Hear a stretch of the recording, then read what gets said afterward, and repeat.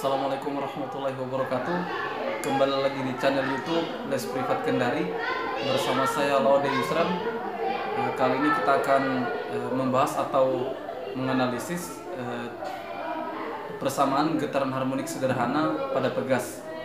Namun sebelum itu, kawan-kawan jangan lupa subscribe channel ini agar kawan-kawan selalu update dan tidak ketinggalan dengan video-video terbaru pada channel ini. Oke, langsung saja kita ke papan tulis. Iya, kali ini kita akan membahas tentang getaran harmonik sederhana. Bahwa pada getaran harmonik sederhana ini yang perlu diingat bahwa kita mengabaikan gesekan udara. Jadi yang perlu diingat pada getaran harmonik sederhana ini adalah kenapa disebut getaran harmonik sederhana? Karena kita di sini mengabaikan gesekan udara. Nah, sebagai contoh misalnya pada pegas kita mengambil contoh pada pegas. Nah, misalnya ada pegas yang bermassa M, kemudian kita tarik dengan gaya F, kemudian kita lepaskan, maka pegas itu akan melakukan gerak bolak-balik. Nah, pegas akan melakukan gerak bolak-balik, ada yang ke sana, ada yang ke sana. Nah, dia melakukan gerak bolak-balik atau berosilasi atau bergetar. Nah, pada tinjauan getaran harmonik sederhana, maka pegas tersebut akan terus bergetar, akan terus berosilasi seperti itu, karena kita tidak meninjau redaman, kita tidak meninjau gesekan pada udara, sehingga dia akan terus berosilasi. Nah, pada keadaan dia berosilasi secara terus menerus, maka di sini kita ingin mencari persamaannya, bahwa kita bisa mulai dengan hukum Newton yang kedua. F sama dengan M kali A. Ya. Kemudian kita perlu tahu bahwa, atau kita perlu ingat kembali bahwa yang menyebabkan pegas kembali ke bentuk semula, kembali ke bentuk asalnya, nah, ketika kita tarik, kita beri gaya, kan dia akan merenggang. Kemudian kita lepaskan, dia akan kembali ke bentuk asalnya, dan secara terus menerus seperti itu diakibatkan oleh adanya gaya pemuli. Gaya pemuli itu besarnya sama dengan min kx, ya. Atau ini dikenal dengan hukum Hooke. Nah, tanda minus ini artinya karena dia berlawanan dengan arah gerak benda. Nah, jadi ketika bendanya bergerak ke sana, maka gaya pemulinya arahnya ke sini. Nah, ketika benda terdorong ke sini, gaya pemulinya arahnya ke sana, maka dia akan bergetar secara terus menerus, diakibatkan oleh adanya gaya pemuli. Maka kita bisa masukkan persamaan ini ke sini menjadi min kx itu sama dengan M kali A. Ya.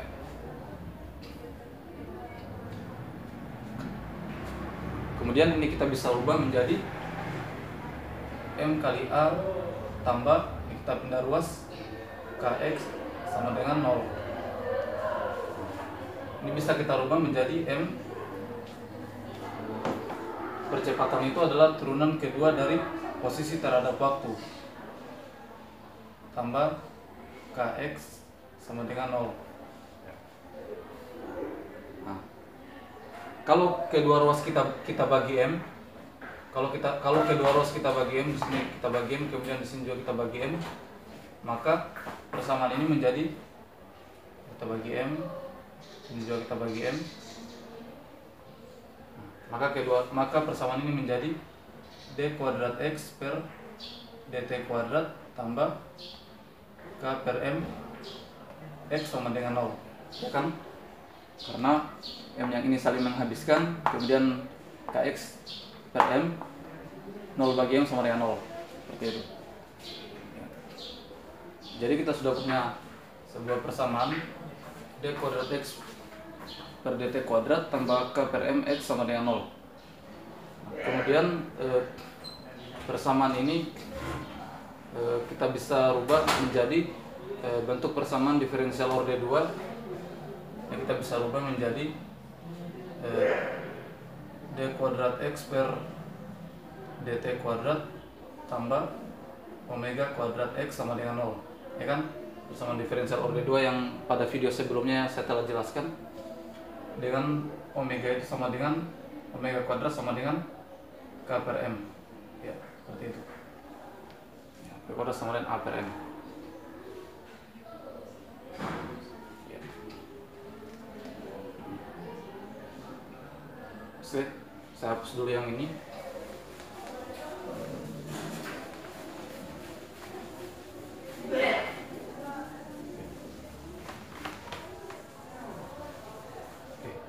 Kita sudah punya persamaan d kuadrat x per dt kuadrat tambah omega kuadrat x sama dengan 0 dengan omega kuadrat sama dengan K per M.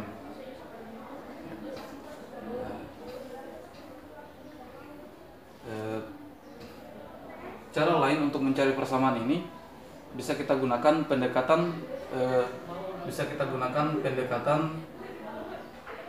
gerak melingkar. Pendekatan gerak melingkar. Ya, jadi cara lainnya untuk kita mencari omega kuadrat sama dengan K per M bisa kita dekati dengan pendekatan gerak melingkar. Oke.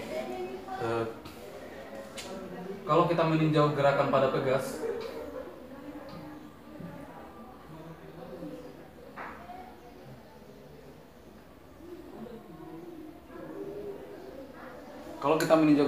pegas, pegas ini akan melakukan gerak osilasi. Yaitu bisa kita misalkan ini adalah keadaan setimbangnya A, kemudian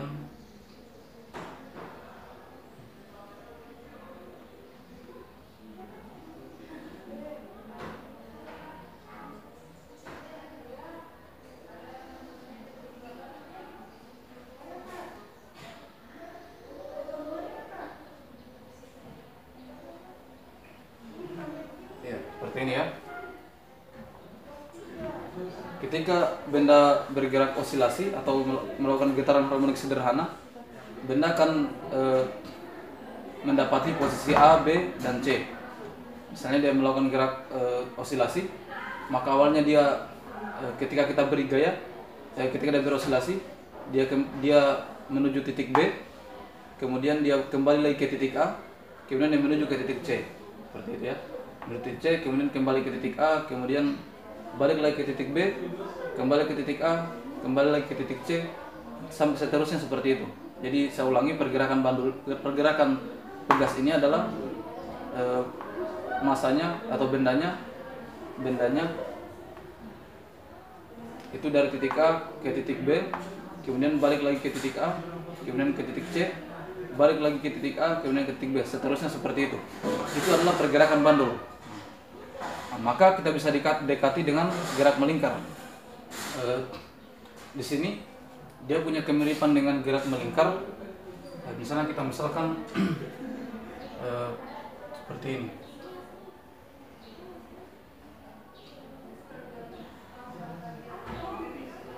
Ya, seperti itu ya.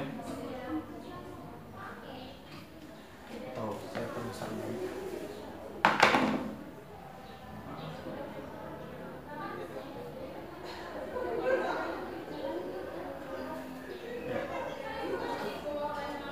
Jadi pergerakan benda ini bisa kita dekati dengan gerak melingkar.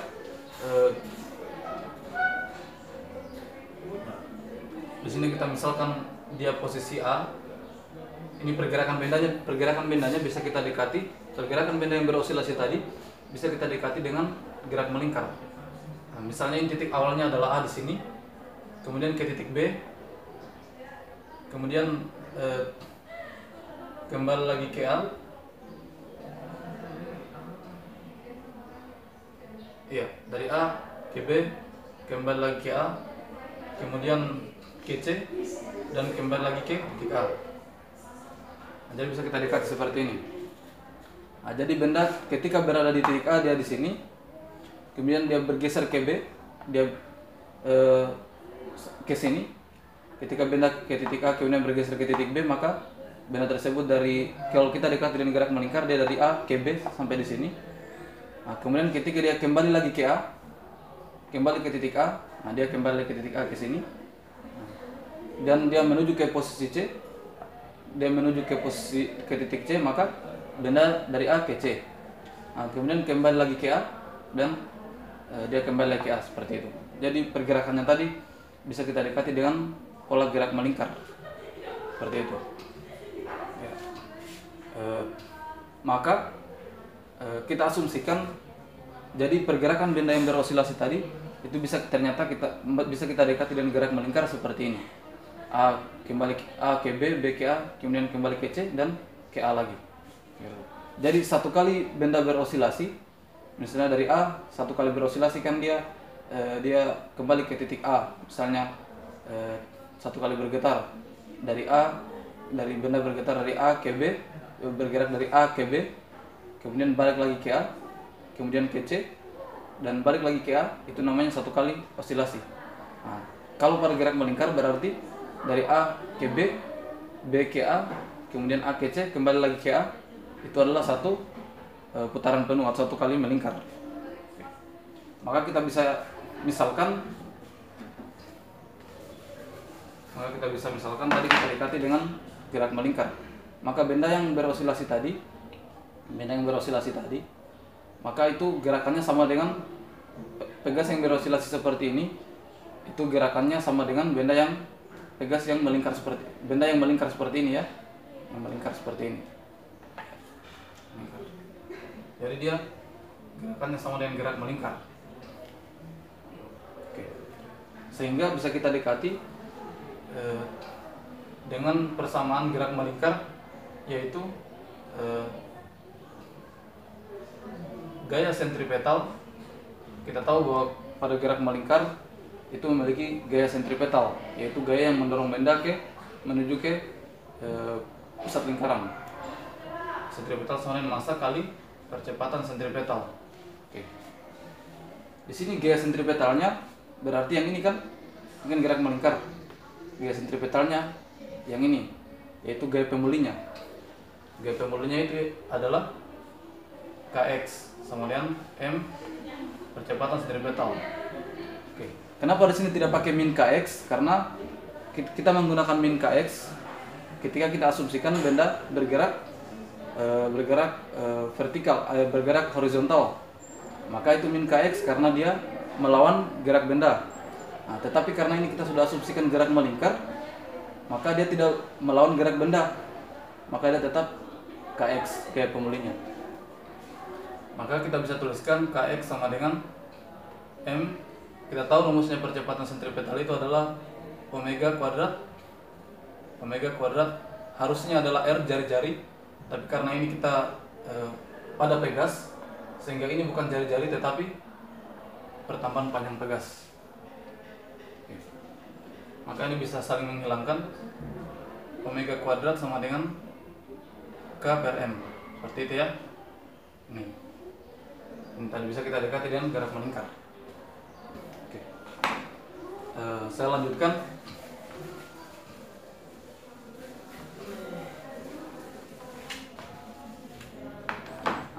Maka untuk mencari solusi dari persamaan ini, sebagaimana pada video yang sebelumnya, saya sudah jelaskan cara mencari solusi dari persamaan diferensial orde 2. Ini kan persamaan diferensial orde 2. Cara mencari solusinya kemarin saya telah jelaskan.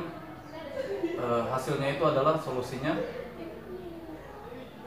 X fungsi T itu sama dengan A cos omega T tambah B sin omega T. Ya, kawan-kawan bisa nonton video saya yang sebelumnya.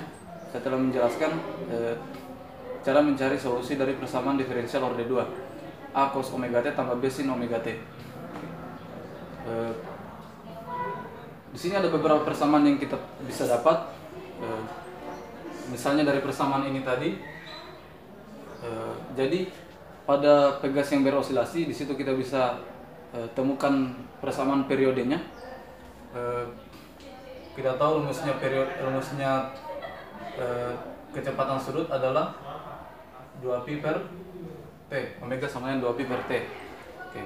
Kita masukkan nilai omega pada pegas, pada osilasi pegas, dia menjadi kalau ini omega saja maka dia menjadi akar K per M, itu sama dengan 2pi per T ya. Maka T sama dengan 2pi akar M per K, karena terbalik ya. Kalau kita bagi berarti terbalik, 2pi sama dengan M per K. Ya, ini adalah periode osilasi pada gas, 2pi sama dengan M per K. Oke. Ini persamaan yang bisa kita temukan. Kemudian saya telah menjelaskan cara mencari solusi dari persamaan diferensial orde 2 yang seperti ini. Bahwa solusi yang kita telah temukan itu adalah xt sama dengan a cos omega t tambah b sin omega t. Jadi solusi ini sebenarnya masih umum, maka kita bisa mencari solusi yang lebih khusus. Solusi khususnya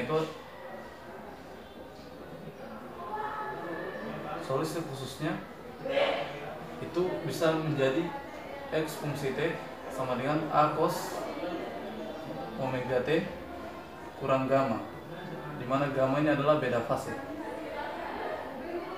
Ya, seperti itu. Sekarang kita akan mencari bagaimana caranya mendapatkan solusi khusus yang seperti ini ya. Ini saya hapus dulu.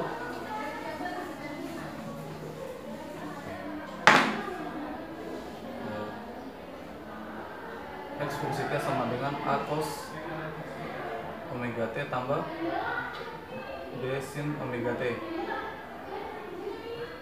Maka yang kita menggunakan syarat batas. Misalkan pada saat t sama dengan 0, maka persamaan di atas menjadi x 0, atau ini sama dengan x 0 ya, sama dengan a cos, kalau t nya 0 maka ini menjadi 0 tambah d sinus 0.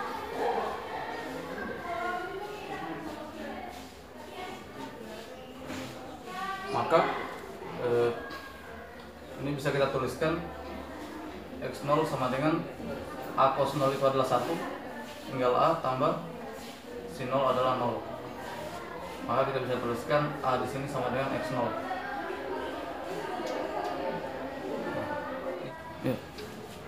Kemudian jika persamaan di atas kita turunkan terhadap waktu,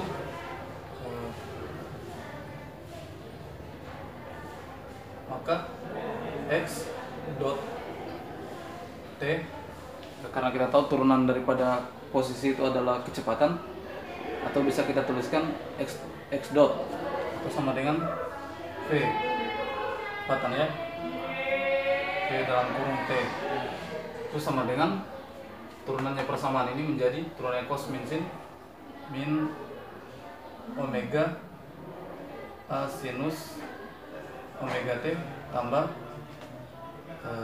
omega b cos omega t. Saya tulis ulang ya, saya hapus dulu.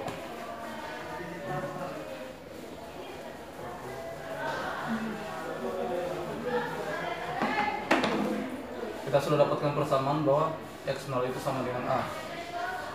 Oke. Kemudian x fungsi t, persamaan yang sebelumnya tadi,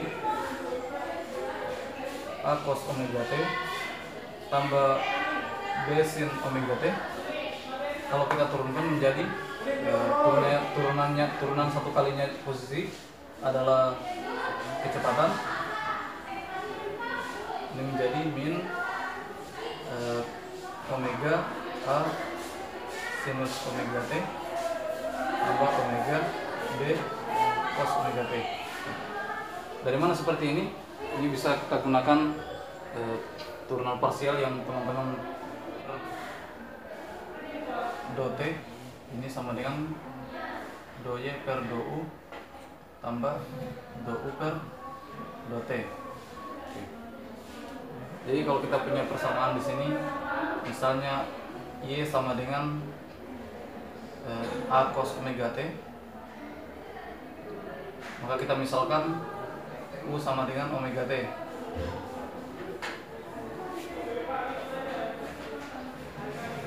Kita misalkan U sama dengan omega T, maka ini menjadi Y sama dengan A cos U. Kalau kita masukkan pi persamaan di atas, maka menjadi 2Y per 2T sama dengan 2Y per 2U. Ini Y-nya. Kalau kita turunkan terhadap U, maka ini menjadi turunan dari cos adalah turunannya cos adalah min sin, maka A sin U, ya kan? Kemudian 2U per 2T-nya, ini adalah 2Y per 2U-nya. Y-nya ini kalau kita turunkan terhadap U, maka turunannya cos adalah min sin, berarti min A sin U. Kemudian 2U per 2T-nya, ini adalah U, kalau kita turunkan terhadap waktu, maka tinggal omega, ya. Ini U-nya, turunkan terhadap waktu tinggal omega. Oke, maka tinggal kita ganti min omega A sin U-nya tadi adalah omega T. Ya, jadilah seperti ini, ya.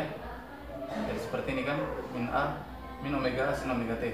Begitupun yang ini sama caranya, tinggal seperti ini saja.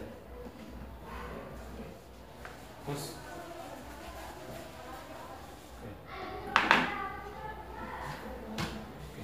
kemudian pada saat T sama dengan 0, maka ini menjadi V dalam kurung 0, ya, atau sama dengan V0. Ini sama dengan min omega A sin 0 tambah omega B sin 0 cos 0, ya, cos 0. Oke. Maka ini menjadi V0 sin 0 adalah 0, maka ini habis nilainya 0, yang bernilai tinggal ini. Si cos 0 adalah 1, tinggal omega B. Maka di sini nilai B adalah V0 per omega. Oke, kita sudah punya dua persamaan, kita sudah memiliki nilai A dan nilai B. Oke, maka kita masukkan di persamaan ini.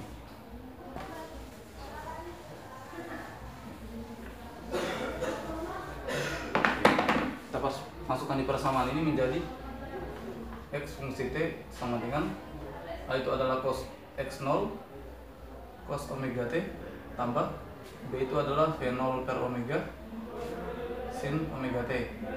Ya, itu ya.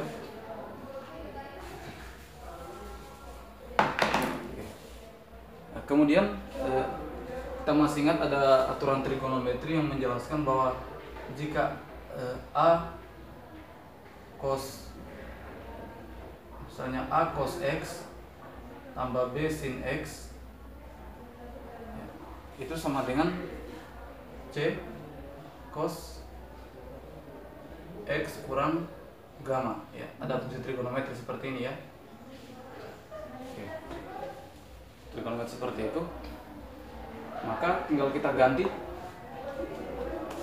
X fungsi T, tinggal kita ganti, maka menjadi X0 X. Kalau kita misalkan ini A, kita misalkan ini B, maka di sini C cos omega T kurang gamma. Ini adalah solusi khususnya. Solusi khususnya di mana nilai C itu adalah akar kuadrat dari X0 kuadrat tambah V0 per omega kuadrat. Ya. Dengan tanggen gamma itu sama dengan V0 per omega dibagi X0.